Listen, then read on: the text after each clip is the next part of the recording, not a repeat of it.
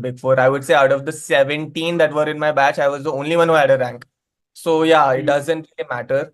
Don't worry too much about not getting a rank. Just make sure. What I did was I did a lot of cold calling and I walked into the places to drop my resume at PwC. I did that with KPMG. I did that with Deloitte. So why I still chose to stay back at KPMG for so long was every year I used to think like this is the last year with KPMG. I am done. But something or the other would happen. Like when I was really, really done, Sweden happened, and that kind of changed my life because Sweden, KPMG Sweden was an amazing experience. So once my landlady had invited for dinner, and I was like, okay, fine, it'll be fun. But what she cooked was reindeer meat.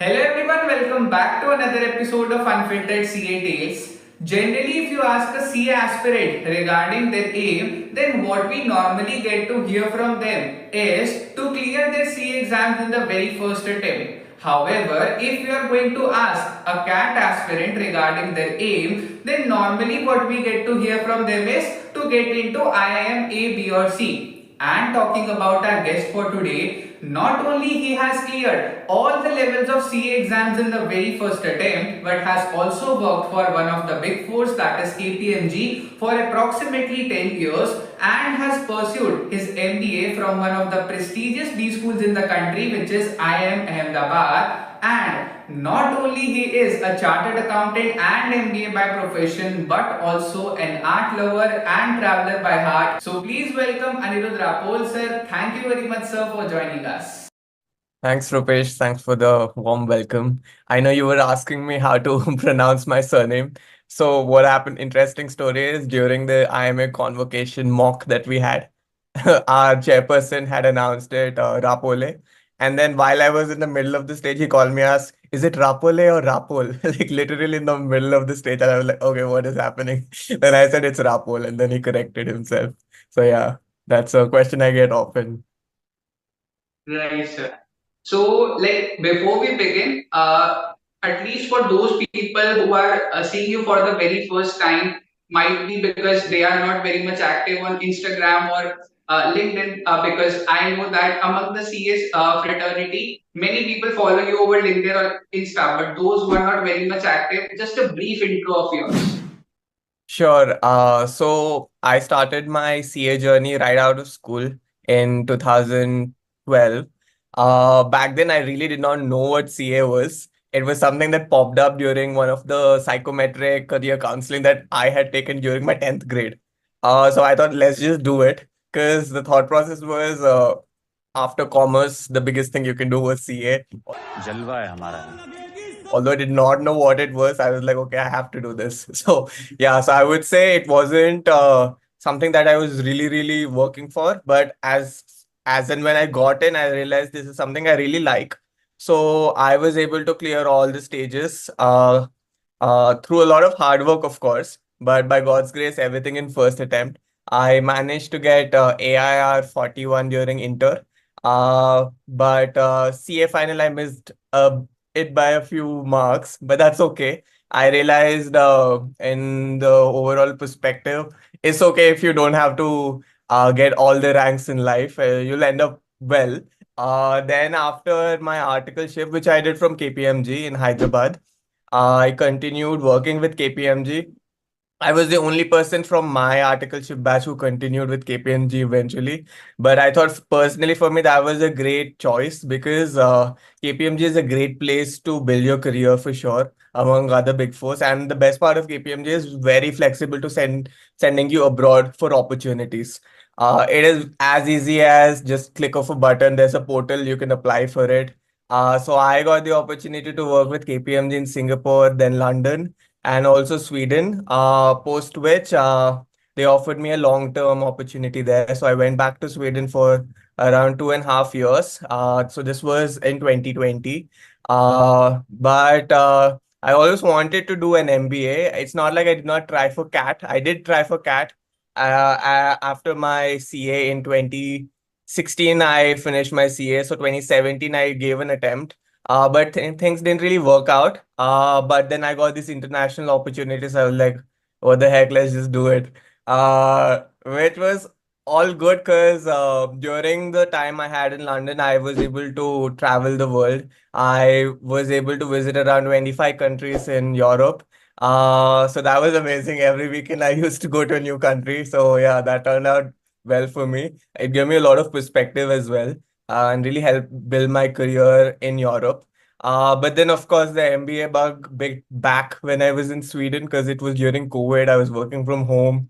I was like, what the hell is happening to my life? Why am I here? So all these thoughts started coming. So I started preparing for GMAT because IIM-A also offers a 1 year full-time MBA, which is on par with global MBAs like HEC Paris, NCEARD, and other 1 year MBAs in Europe. It's ranked currently in the top 50 in the FT rankings as well.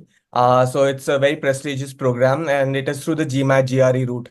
So I started preparing for GMAT, and it's not as easy as it sounds for me. For somebody who always struggle with, like, let's say, maths and all. uh, yeah, so but it took me like a year of prep to clear GMAT, and then I applied for IIM-A, and as fate would have it, I was not accepted in the first round. Uh, I think my interview wasn't up to par that day, because they say the stars have to be aligned for you to get into IIM-A. But then I didn't give up. I applied again in round two, and then I got through in round two. So yeah, and then my journey started at IIM-A in 2023, and in 2024 I graduated, and I'm now transitioned and joined the founder's office at a fintech unicorn in Bangalore. Okay, great. Now, like talking about your CA journey, like before your articleship, what you can do is you can devote your entire time on the CA studies itself, be it for CPT or foundation nowadays, or be it IPCC. Like how much hours you used to devote, especially because you even scored a rank in your CA intermediate. So, what was your I should say, a daily plan while studying for your CA, CPT, and IPCC? Right. So for me, it was a bit different. I didn't really believe in like strict schedules and like heavy working hours. I just did what was enough for me to grasp the concept. So for CPT, I went, of course, for coaching.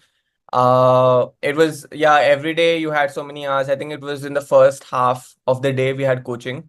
I used to just study there and come back home, and then for maybe like 1 or 2 hours just study. So yeah, just consistent work on a daily basis for a few hours. Just practice what you studied during the day. Once you come back home, helps. It helps. It's what I used to apply, these mental images that whatever I'm studying is stored somewhere in my brain, and when I need it, it will come back to me automatically. So that was my thought process, because when you stress on something that will I remember or no, and then that puts you into a rabbit hole. So yeah, you have to apply some sort of mental imagery, I believe, for to have the confidence that when you are in the exam, it will come to you. So that was what I did. So yeah, but you have to put in the effort, go to classes, study, revise a bit. Yeah, but don't stress too much. And yeah, I took a lot of breaks as well, and then had fun the way I like to do.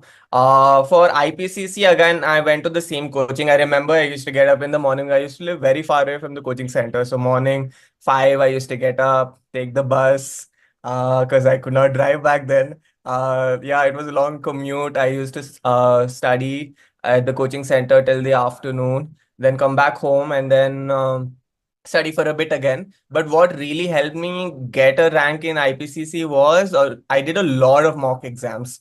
So the institute had a program where you can enroll yourself to give mock, and a lot of people don't do that because it's hard work giving mock exams, right? So I did that. I gave like almost 3 mock exams for each subject towards the end of it, and that kind of really helped because then it kind of tricks your brain to apply itself as if you're sitting in the exam. And when you're doing your D-Day examination, it's just another day for you. So I think that kind of process really helped for me. Yeah, so that's how I did my IPCC as well. So I would say not like 16 hours of studies for me, but more about, I would say, around 7 to 8 hours a day, which is, I think, manageable with good breaks. But yeah, consistently every day. Yeah. Great. Like the next, and I believe that the most crucial stage of our CA journey is our articleship, because that gives us the practical exposure of the work that is to be done even after qualifying as a CA. And like, since you had done your articleship from KPMG, which is one of the big four, and I can say that most of the CA aspirants have the aspiration of working for big fours in their CA articleship. So, like, how did you get into KPMG and what was your experience throughout your 3 years of articleship? Right. So I'm the first CA in my family, and we don't know anything about this program, no connections, no nothing. So when I cleared my articleship, I didn't even know that, you had to apply to a big four in advance. So I got my results, and one of my professors like, "Did you apply?" I'm like, "No." She's like, "What are you doing?" And that's when I made my resume then. So I would suggest people to prepare in advance. But what really helped is because I got a rank, it sort of opened some doors for me. But no, it's not necessary. Like EY, I just walked into the place and they asked who allowed you inside. Because I had not applied. But they said, okay, fine, we can interview you. But I tanked it because I did not know how to give an interview. No, nothing, no preparation. So I tanked my EY interview.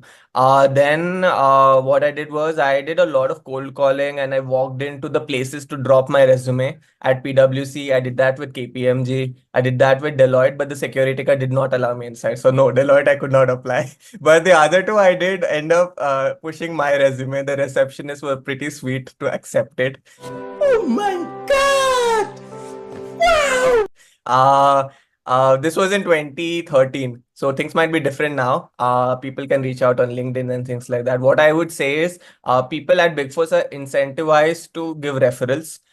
They'd be more than happy to oblige you by sending your resume in. So reach out in advance to people who are working at Big Fours. Send your resume. They'll refer you because referrals are very strong in Big Four. It gives you an edge over non-referral candidates. It doesn't matter if you have a rank or no. Not everybody gets a rank, right? Who is in a big four. I would say out of the 17 that were in my batch, I was the only one who had a rank. So yeah, it doesn't really matter. Don't worry too much about not getting a rank. Just make sure you have a referral. Luckily for me, I had a referral at KPMG, and that was from an assistant manager who I did not know. It was a connection of a connection. So it's okay if you don't personally know, just get your resume in. So that really helped me. So for the KPMG interview, I was very much prepared, and I was able to manage it and I got in. But the best part about KPMG is that it has a very articleship friendly policy. The managers are very flexible in terms of giving you time to go attend coaching morning in the evening as well, and they have a very long study period. I got almost 6 months of study leave at KPMG towards the end because they have a concept of comp offs. I don't know if it is still there. I guess it is still there, where if you work on a Saturday and Sunday you can just add it to your study leave. So I had like 4 months of study leave and then 2 months extra of comp off, so that really worked out well. KPMG has an amazing work culture. Yeah, I mean, it depends on office to office and client to client. I actually worked on one of the biggest clients in Hyderabad, which was Dr. Reddy's back then. It was listed in the US. So it was a lot of audit work, and I got a lot of exposure in PCAOB and US GAAP and IFRS. So yeah, and that really opened a lot of doors for me after my CA. So yeah, my advice would be concentrate on the articleship, gain a lot of skills that are transferable in your job, learn a lot of soft skills. That's very important. How do you deal with your clients? How do you deal with your superiors, your juniors? Yeah, that's very important. So yeah, it gives you a lot of uh, avenues to learn a lot of skills. So yeah, make the best of it. Right. Okay. So now next, talking about your CA final studies, like as you mentioned, you had comp of approximately 2 months during the first 2 years. That's why you got a 6 month study leave, which means that you had to work for approximately 30 weekends during the first 2 years of your articleship. Like, still, how did you manage your studies along with the articleship? Like, for 30 weekends, you were not even having a single day off during the first 2 years. So how did you still manage your studies properly that you cleared your CA final in the first attempt itself? Now that you put it that way, it seems like I had a very tough life back then. But no, I think when you're in the process, you don't realize it. Uh, I remember for a long time, I used to get up at 5 in the morning every single day. My mom used to pack lunch, and I think a lot of moms still do that. Yeah, so she used to get along with me, or actually earlier than me, so that she can wake me up. Then I used to rush for my classes. It used to get over by like 9:30. I used to reach office by 10, work till like 6:30 if it's a good day, and if I have evening classes, because sometimes KPMG allows both morning and evening classes, which is rare at a big four. But if there's no classes in the evening, it could stretch up to 9:30, 10:30, 11:30, 12:30, 1:30. It depends on the client. And it's not every day, of course. Only because you know how busy a CEA's life gets in audit. I was in statutory audit, so whenever there are deadlines, you can't avoid it. But I had a lot of fun because my team was amazing, very supportive. It never seemed like it was a burden for me because I was also learning a lot. Of course, there were days when I was like, okay, this is getting a bit too much. But then when you're young, you can still do it. So yeah, that kept me going. What one thing I did was whatever class I attended, I tried my best to concentrate, learn the concepts in the class itself. Because during articleship, when you're working full time, you won't get chance to revise in the first 2 years. It's going to be very difficult. So in the classes, listen to the lecturer properly, take good notes that when you come back to after like a year or two, you still know what is happening in those notes. So yeah, that's very important. So yeah, in the first 2 years, I could not revise at all. And a lot of my colleagues and peers also would not have done, I'm sure. So yeah, it was all about going to the right classes, research who is good in what subject, and accordingly pick that lecturer. Study. Uh, what really helps is having a support system. Make sure you have good relationship with your friends who will help you out with notes and things like that. Yeah, so that was very important in the first 2 years. And in the third year, yeah, 6 months leave, I made sure I revised at least 3 times. So it helps.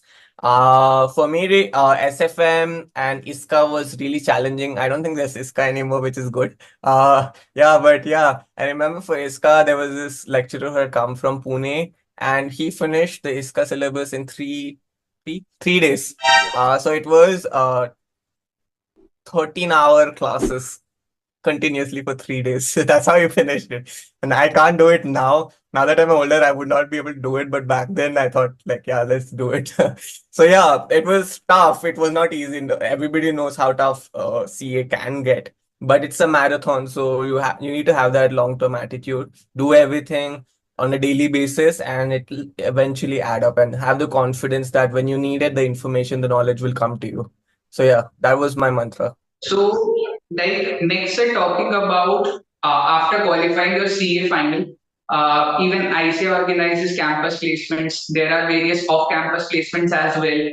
Then, what was the main reason that made you stick with KPMG? Not only after your articleship, but for so long. Like you have worked for almost 10 years with. Right. So when you say 10 years, it's 3 years of articleship and rest as an employee, right? Back then in 2016, when ICI had conducted the placements, I mean, I saw the list of participating firms and I was not very excited about that list. I think that's something ICI needs to really work on is when you have so many talented folks clearing, CA finals, you need to give some gainful employment. It can't be some not everybody would want to aim for a mid-sized firm, right? They might want a big corporate. So when I was doing it, there was like the PSUs, BPCL, HPCL, and then there were some Tata firms, and then of course some big fours and some big fives and other participants were there. ITC takes only rank holders, so I did not get the shortlist. So then the other option was the remaining firms. So out of which Tata was a big name. So I was really aiming for a big name because at the beginning of the career, if you are looking to stay in the corporates, having a big brand name is really good on your resume. So that is one suggestion I also would have. Like try to get a good brand name on your resume early on, because that kind of opens a lot of other doors in the future as well. So that was my aim. So I tried for Tata, but came to the final round. And during the salary negotiation, what they were offering was like way, way, way less than what I was going to earn at KPMG. So that was a big factor. Uh, and the work itself was not really exciting for me, what was on the platform Tata. So it was sort of an easy choice for me for continuing with KPMG, because when you're at KPMG, they kind of throw you a bone. So my manager was like, if you stay back, we'll send you to Singapore. And I'm like, okay, sure. And I stayed back. But I think that was a good choice for me to stay back. Not in the short term, but when I look back, the kind of experience I had working with KPMG. So out of the 6.5 years post qualification, I was in India for 3 years and the rest were abroad. So that way, if you see, I had like a great experience and all of them were sponsored by KPMG, my stay, everything. So that turned out really well. I mean, best of the both worlds for me. And I would, to be fair, that does not happen to everyone. What helped me was my articleship experience at Dr. Reddy's, where I gained a lot of PCOB experience, and there's a lot of dearth for auditors or accountants who have experience with PCOB around the world, globally. So if that's something you get a chance to work on your articleship, just grab it, because not everybody is able to do that. And if you gain some experience in PCOB, IUS gap, and things like that, it opens a lot of doors around the world. Yeah, so that was so why I still chose to stay back at KPMG for so long was every year I used to think like this is the last year with KPMG. I am done, but something or the other would happen. Like when I was really, really done, Sweden happened, and that kind of changed my life, because KPMG Sweden was an amazing experience. I think it's the best place to work if you're looking to work at a Big Four, because it's like the work-life balance over there is amazing. You get paid extra to take leave during the summer vacation. Mandatorily, you have to take continuous 4 weeks by law. Nobody can stop you. And at KPMG, they were very considerate. I got a 6 week leave during summer vacation and I got a winter vacation. So that way, KPMG Sweden or KPMG in the Nordics is a great place to work. So if you're willing to be an auditor or stay in the Big Four route, I would say aim to work at a Nordic firm sometime or the other. They're always looking for auditors. The thing is, the local population, they don't want to become auditors, so they want auditors. So if you're getting a chance, reach out to people on LinkedIn who are working there, ask for a referral, you might just get in. So yeah, that's one route to get into a Big Four in the Nordics. Yeah, yeah, that was my experience. So yeah, yeah, around 10 years at KPMG, and then towards the end, it came to me that this is a very technical role and I can do more. Uh, so yeah, I wanted to get into general management, and MBA was a great choice to do that. So that's when I did the pivot.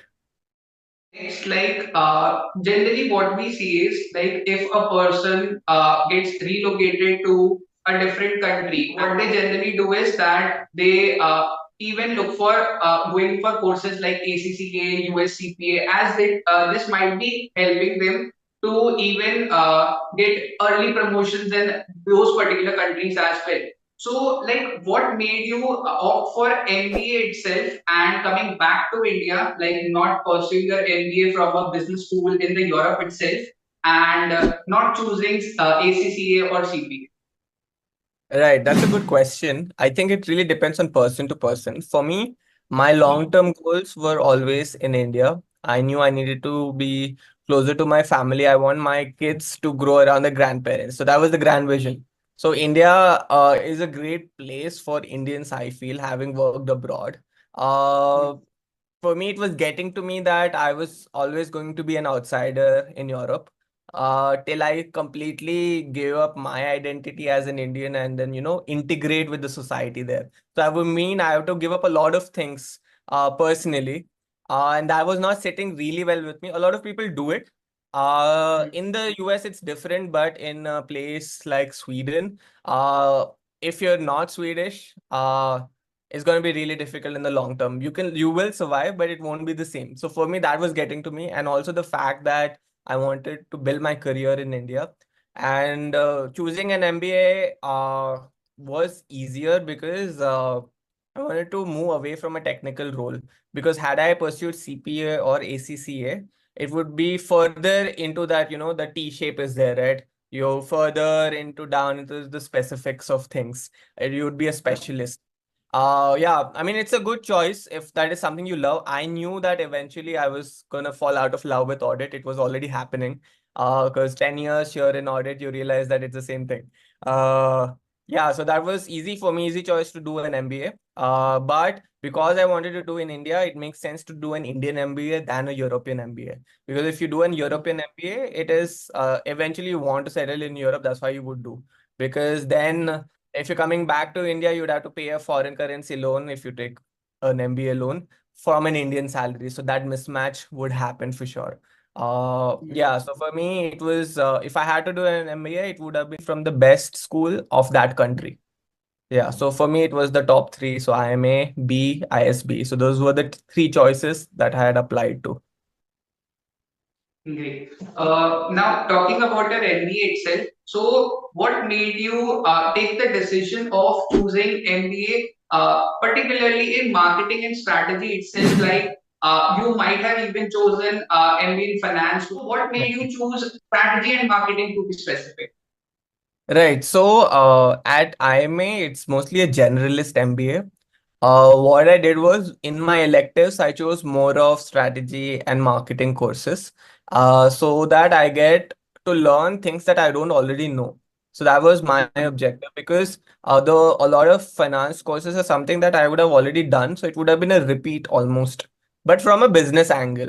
So my objective was to learn a lot of things that I was not used to. Like I did some operations courses. Strategy was something that I always wanted to learn more about, and marketing as well because I'm more of a creative person as well. I'm a self-taught artist. I started my own small business in concrete decor as well. So I had applied a lot of skills, digital marketing on Instagram and things like that. So I wanted to know more, academically how it works and things like that, pricing analysis and things like that. So it really helped for me learning from the best in the country, from the best professors of marketing at IIM-A.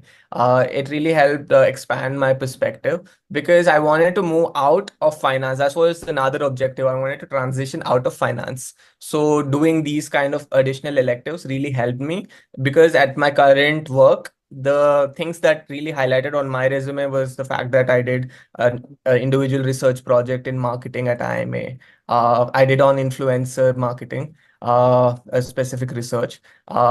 Then the fact that I ran a small business also really helped pivot here because at my current place, I am a generalist. I'm part of the founder's office. So I get to work with a lot of problem statements that are not just finance, but in a lot of other areas. So it really helped the fact that I did courses other than finance in my MBA. Yeah. Great. So, like as you mentioned about your small business, which is RT Show. So, if you could give a brief about like how did your interest in art had turned into a business idea? So, if you could give a brief about that, your venture. Yeah, yeah. So, I mean, I've always been an artist from childhood. I always enjoyed making things out of scratch from scraps and things like that. So during COVID, I was stuck at home. I was just working on audit clients. I'm like, I needed to do something else because there was a lot of time. I learned a course on making concrete decor. So I did that course, developed a specific mix, imported a lot of molds from Turkey. I don't know how that happened during the COVID. I built my own website through Wix. I learned some bit of coding as well. And then I integrated that with ShipRocket and everything else, got a payment gateway done in like a week or two. So looking back, it was amazing. I don't know what drove me, but yeah, I got the website ready. I started selling pan India. I curated a lot of kits. I built my Instagram page. So yeah, all this I did along with my job, and that experience kind of showed me that I can do more. I can do a lot more if I put my mind to, and I have the capability. So that was Also, another push for me to do an MBA as well. So I wanted to explore that from an academic perspective as well. Like, how can I improve my skills and, transition? Because I was sort of getting pigeonholed at one place. So yeah, then that small business, I had to kind of stop because I moved to Sweden. But yeah, I do have plans to bring it back to life. So yeah, all the viewers, do check out my website, www.artreso.com. Sure, I'll also put the link in the description as well. Yeah, yeah. Thanks. So, like talking about your current job, you are working at the founder's office in a fintech company, which is in fact a unicorn now for almost 2 years. Yeah. So, what are the changes in your roles that you experienced while working at KPMG? Like there would be vast changes, but like what are the responsibilities on you as of now while working at that fintech company? Right. So at KPMG, it was more of a process driven, right? A lot of processes are already set. You come in and you know what to expect from the job. But at a startup, it is all chaos. So everything is happening at all this time, and then you have to pick and choose what you want to do. So at the founder's office, so specifically at this fintech, their product is CA focused. So that really helps. So I understand the product. So the product is basically it connects your bank to your ERP like Tally, Zoho, your payroll software, and things like that. It's all in one platform to make things seamless. So I understand the product naturally because I was an auditor and things like that. So that helps. With that knowledge, I am able to solve for problems. For example, we are building the enterprise sales channel. So it's a new thing. Like I have to read up a lot. I mean, of course, had this experience at my MBA in one of my courses as well. So that kind of helps. So it's like solving for that problem. What do you need to do from scratch to build this whole new channel? Who are the people you need to talk to? What are the processes you need to set up? So yeah, it's a lot of different work. Nothing that I did in the past. So everything I'm doing from scratch. So one thing is when you transition to a new career, you definitely see a dip. So had I been on a similar path, I would have seen a shot up further. But right now it was this and then it went down and it'll take some time for me to go up. But the upward curve will be a lot sharper because of my MBA now. So that's something that you need to keep in mind that when you transition a career, you will see a dip, and that is okay because you are learning, you are reskilling yourself.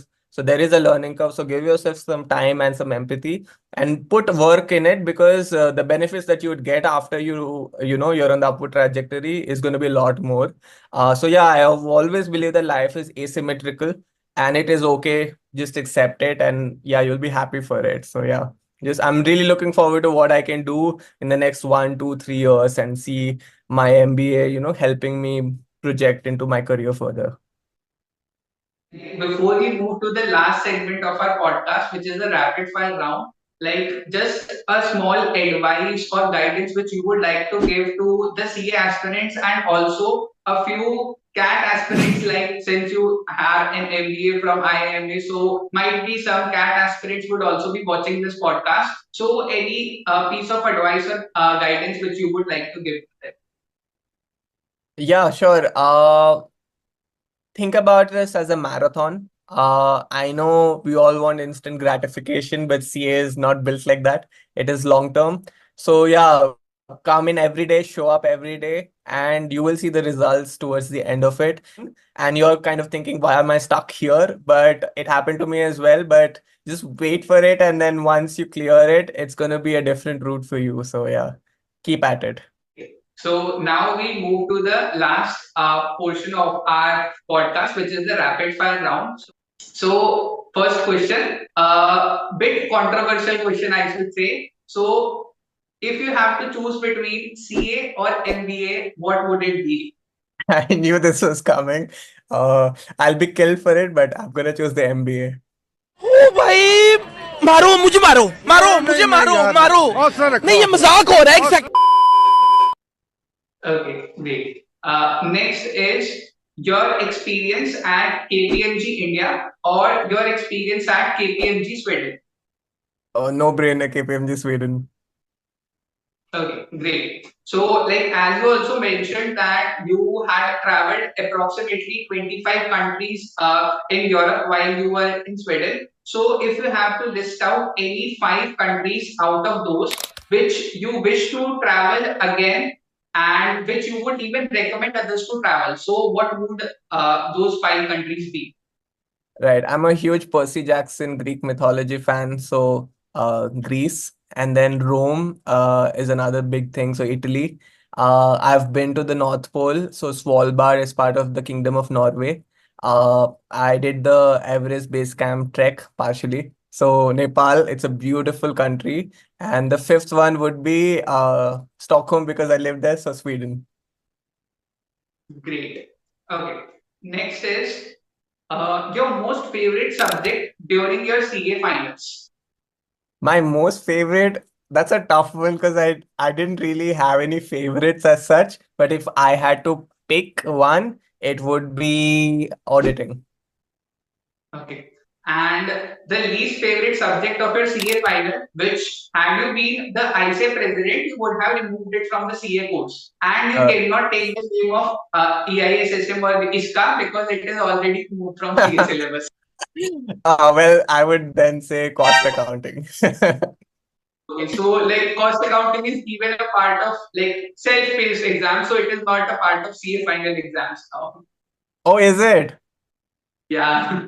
Oh, okay, cool. Yeah. I mean, because I had it, I was like, why am I doing this? Okay. So next is any weirdest experience of yours while staying at Sweden? Weirdest. So once my landlady had invited for dinner, and I was like, okay, fine, it'll be fun. But what she cooked was reindeer meat, and I was like, okay, I can't eat this. So it was very awkward that day. Yeah, yeah. Okay. Next, if you can share, so your last drawn salary by working as a CA. Uh, I was earning, I would say, because I'll have to convert into INR. So if it is in INR, 40 lakhs per annum. पैसा ही पैसा Great. Okay. And your current salary while working in the founder's office? That I cannot tell because I'm still under NDA with IIM-A for like at least a year. Okay. So last question for the rapid fire round, and this is that any luxurious thing that you wish to own in the next 5 to 10 years. Freedom. Freedom from 9 to 5. Oh, great. That's all for the rapid fire round. Thank you very much, sir, for joining. It was really an amazing experience of having a chit chat with you. And I can surely tell that all the people who are going to watch this podcast are going to learn some sort of things for sure, be it from your CA journey or after CA experience or your MBA experience or your current experience at the founder's office in a fintech startup. So thank you very much for joining us. Thank you so much, Rupesh. It was amazing chatting with you.